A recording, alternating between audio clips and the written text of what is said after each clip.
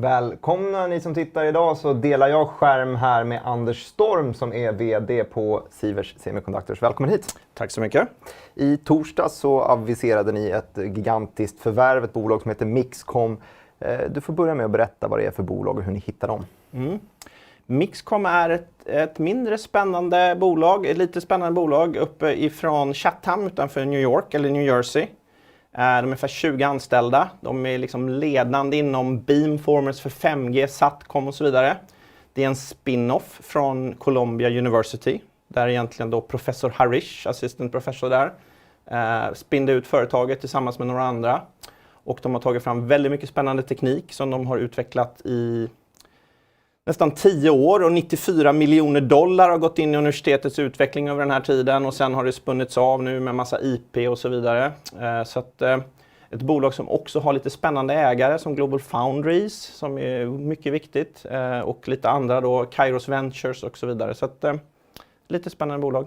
Vi ska gå mer in på Global Foundries ganska snart, för det är en viktig punkt i det här. Men något som också är viktigt är såklart vad ni betalade för Mixcom. 1,2 miljarder landade det på ungefär. Hur betalade ni det här och hur kom ni fram till värderingen? Ja, vi betalar alltså med ungefär 200 miljoner cash och resten i aktier. Så det är väl 85% aktier ungefär. Och det var ju en väldigt viktig del i den här dealen, att få in dem i familjen på det sättet. För de är ju fortfarande intäkterna ligger i framtiden lite grann, men de har vunnit väldigt intressanta dealar som vi hoppas ska komma nu. Så att i det så att de har dem som långsiktiga ägare, och det som kallas för lockup för de ägarna då, de ligger på så mycket som 12 till 18 månader då på lockupsen. Vilket gör att de kommer bli långsiktiga och komma in i familjen och bidra på ett helt annat sätt, inklusive en styrelseplats för Kairos Ventures. Sen har vi också då den här värderingen, hur vi har tittat på den. Och det finns ju då 3 delar i det egentligen. Det ena är att man tittar på en klassisk DCF-kalkyl. Kassaflödesanalys, ja, precis. Och den görs ju liksom på oss av Redeye idag exempelvis. Och så använder man en diskonteringsränta som heter WACC. Den är ju på 9% för oss för närvarande, det caset som då Redeye tittar på oss. Om räntan är högre så är det ju då lägre nedräkning så att säga. Så att mellan 9 och 25% har vi räknat på, så har vi tittat på hur det utdelar sig förhållandevis mot vilka intäkter de kommer få och vad händer med värderingen. Det är en viktig bit. En annan bit är det här med multiplar och jämföra mot marknaden med andra listade bolag. Ja, hur ligger det till där? Finns det något att jämföra med? Ja, men det finns ju alla de här stora bolagen förstås, och vilka de köper och så vidare. Vad Macom har köpt och som Broadcom och alla de här bolagen. Så det finns ju olika multiplar, men jag har inte dem i huvudet tyvärr exakt hur de ser ut. Men där är en del som vi tittar på, och där tycker vi att vi har gjort en rättvis bedömning, i alla fall på de framtida multiplarna. Nu är det svårt att titta på den kortsiktiga delen. Men det som kanske är nästan mest intressant, och som jag delade på Twitter här i söndags, det är ju värderingen av konkurrenterna. Och då har vi framförallt 2 stycken konkurrenter som grundades ungefär samtidigt med något års skillnad. Det är då Anokiwave och Mobandi som gör väldigt liknande saker, amerikanska bolag. De har båda kört 2 stycken finansieringsrunder via Venture Cap. Och det ena bolaget värderades till 110 miljoner här för några år sedan i sin Venture Cap-runda, innan de ens hade intäkter på något vettigt sätt. Och likadant då Movandi tog en runda här på, jag tror 115 miljoner dollar någonstans, eller 117. Och också då innan större intäkter har kommit. Så att vi har gjort en grundlig tittat på det och kommit fram till att det här är ett bra och rättvist pris. Och sen förstås hade ju Mixcom var på väg in i en runda där de hade satt en värdering. Och så får man väl lägga lite ovanför det då för att få tillgång till sånt här fint bolag. Så att vi känner att vi har tagit rösten till kakan här. Och Mixcom då slår ju båda de bolagen på fingrarna just nu med sin teknik, så att det känns väldigt självklart för oss.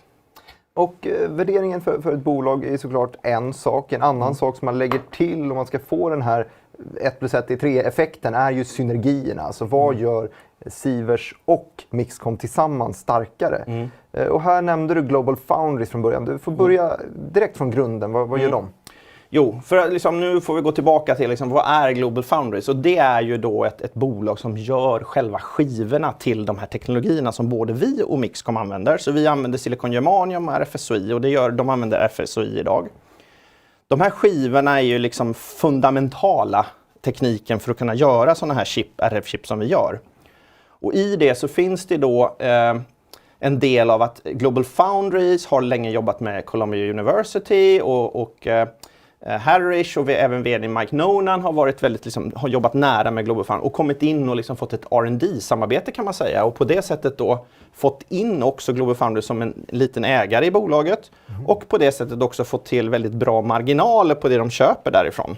Alltså de är väldigt bra kompisar med Global Foundries, Mixon. Absolut, och Global Foundries Foundry ligger precis norr om New Jersey. Så de har nära till fabriken och hela det här paketet också. Så att det finns flera saker där som är så här gömda synergier som är svåra att se kanske.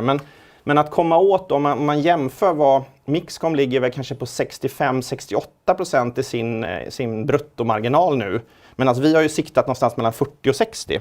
Så då kan man få en bild av kanske vad kan vi göra med våra bruttomarginaler? Kan vi flytta dem uppåt från den lägsta nivån genom det här kanske? Just det. Och mer rent praktiskt, om vi lämnar just Global Foundries i sig och pratar mer om praktiska synergier. Vad mer gör att ni passar bra tillsammans, Mixcom och Sivers Semiconductors, förlåt. Ja, precis.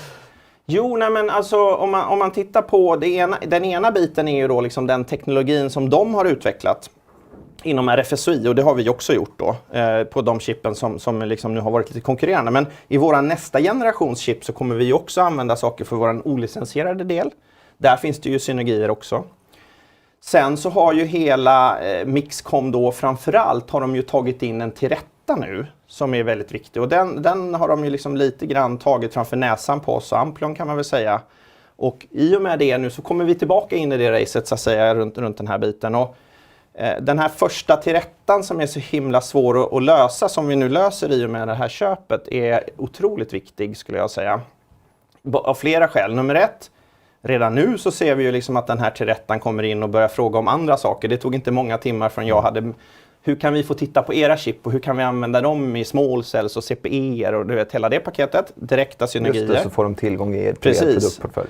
Den andra biten är ju förstås att vi tittar och pratar med andra tillrättor också. Och då har vi ju sprungit på och sagt att men det finns ett företag här som har ännu bättre basstationsteknik än er. Ja, men nu går vi tillbaka till dem igen och så ser vi att det är viktigt. Vi måste hitta ett sätt att gå ihop med det här bolaget. Sen har ju då Mixcom själva fått in precis en person i deras, så att säga, inte styrelse men det som sitter runt om, personer som hjälper till då. Och det är en person från Samsung exempelvis som sitter där och jobbar. Så att komma närmare in i det ekosystemet som de har byggt upp på den sidan, där tror jag vi har massvis med sådana synergier. Och det är bara några, sen finns det mängder av lager på det här också där man kan hitta grejer. Ja, det är nästan så att USA öppnar sig lite grann nu med den här lokala närvaron. Hur värderar du vikten av att vara där fysiskt? Kommer det göra någon större skillnad för Sverige? Enorm skillnad. Jag skulle säga att en del av den här förlusten för oss och Amplion i det, så att säga, var väl lite grann att den här kunden satt ju då i Europa egentligen och sen så flyttade de sin utveckling till USA och helt plötsligt blev det lite America First istället. Och det är klart, det är jätteviktigt att vara nära. Så att hela det paketet som vi ser nu, att vi får en stark närvaro, öst- och västkust i USA. Och vi har dessutom den närvaron i Europa för Mixcom. Så att det är också en synergi. Det är inte bara så att vi kommer in i USA, men vi kan också hjälpa dem i Europa. Och de har lite intressanta affärer här som jag tror vi kan stärka dem ytterligare med. Så det finns också. Jag har en fråga här som handlar lite grann, kanske lite mer filosofiskt också. Men det är ju någonting det här med när man har en ny typ av teknik, 5G, som när den utvecklas så sker det nästan alltid som ett brev på posten, så börjar en marknad konsolideras. Det har funnits massa spretiga och sen så trycks det ihop i en enda enhet. Nu verkar ju ni vara en av de som är först ut att ta ett sånt här steg och köpa upp en konkurrent. Vad ser du för fördelar och eventuellt nackdelar med att vara just först ut? Nej, men alltså, jag tror att det är absolut kritiskt att vara först. Att vara hajen som äter upp de andra istället för att vara den som blir uppäten. Det tror jag de flesta känner till, att ju större marknadsandel du har, desto större chans har du att överleva som bolag och inte försvinna in. Och så att säga. Och vi har haft ett bra stöd från våra institutioner i det att Sivers, ni ska vara framåtlutade och så vidare. Och det här är ju ett väldigt tydligt case på det. där vi nu köper ett amerikanskt bolag, ganska ovanligt svenska bolag som liksom köper in sig i USA, det brukar vara tvärtom. Och dessutom då ett bolag som är i ett bra skede. Och det som sker då, liksom att det är liksom innan den stora tillväxten, är att vi kan få ett ganska bra pris ändå, trots allt. Och om man då tittar på konkurrenterna, vi har ju varit nere i det här blodröda havet med alla konkurrenterna nu liksom som exempelvis Momendian, Okiwave och de andra. Men nu tar vi liksom helt plötsligt kliva upp och liksom blir bolaget som är det mest intressanta och största ovanför allt det här. Och sen har du förstås då Qualcomm och NXP och de andra som vi aldrig någonsin kan liksom röra vid på liksom ett riktigt sätt i den stora helheten. Men inom millimetervåg och 5G och sådär så blir vi helt plötsligt liksom the challenger nu. Och det tror jag, det steget kommer liksom ge ringar på vattnet, och det ser vi ju nu liksom via LinkedIn och via alla som sånt otroligt intresse av att liksom ha förvärvet liksom inom branschen. Jag har aldrig fått så mycket mejl och så mycket grejer runt det här. Så att, jag tror att vi har gjort ett väldigt bra förvärv här. Kul. Anders, jag tittar ner i min dator och plockar några tittarfrågor också. Vi har chatten öppen nämligen.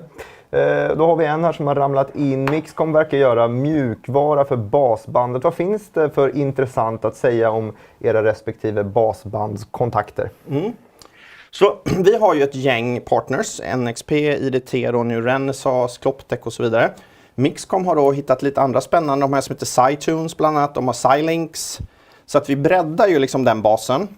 Sen är det ju faktiskt så att det är en annan liten sån här dold diamant inom Mixcom. De har liksom jobbat med någonting som heter liksom mjukvarualgoritmer som sitter i basbanden.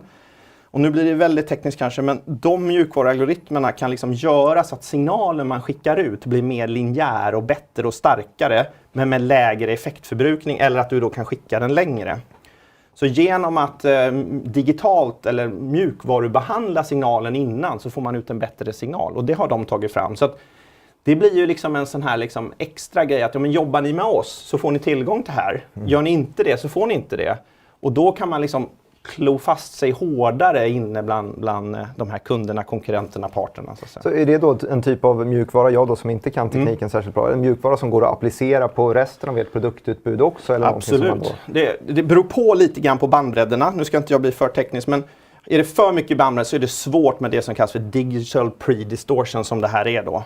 DPD kallas det för lite i allmän mun.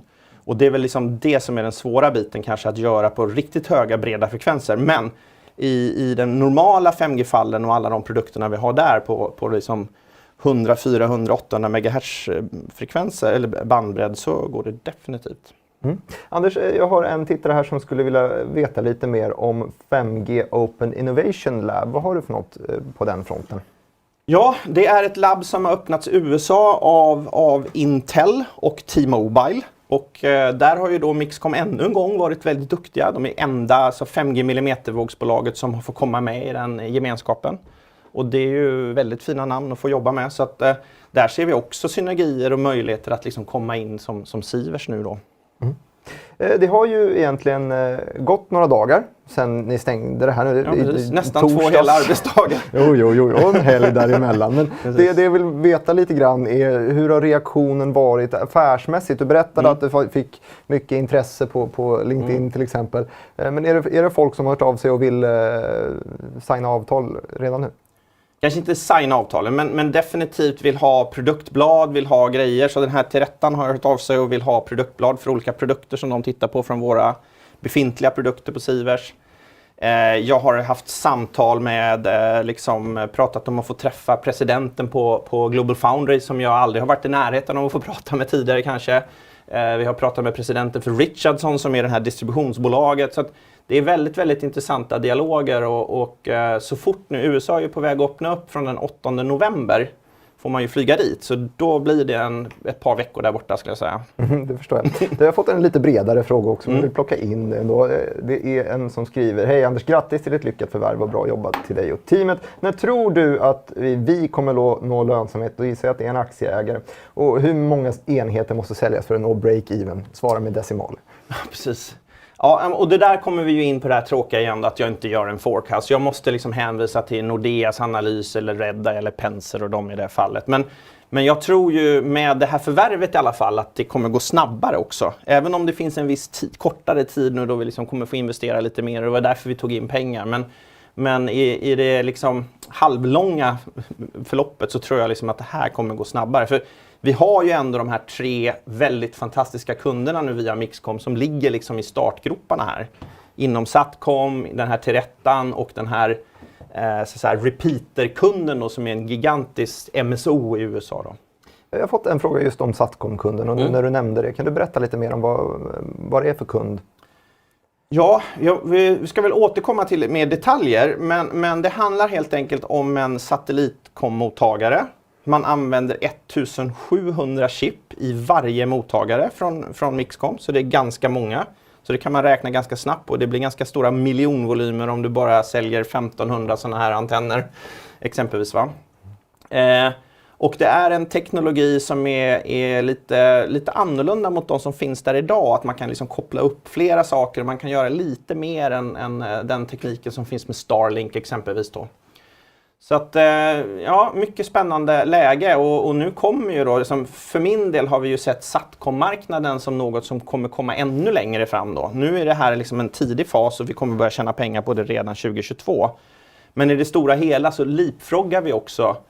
Hade Sivers själva vilja börja med utvecklingen av det här så hade det varit 3-4 år framåt. Nu har vi redan första designwinnen, den kommer rakt in i värmen. Och sen kan vi liksom börja jobba på de andra som kommer liksom utveckla sig framåt. Så det här känns som ett extremt bra steg för oss. Roligt. Anders, jag får tacka så mycket för att du tog dig tiden att komma hit. Och jag får tacka också er som har tittat på livesändningen.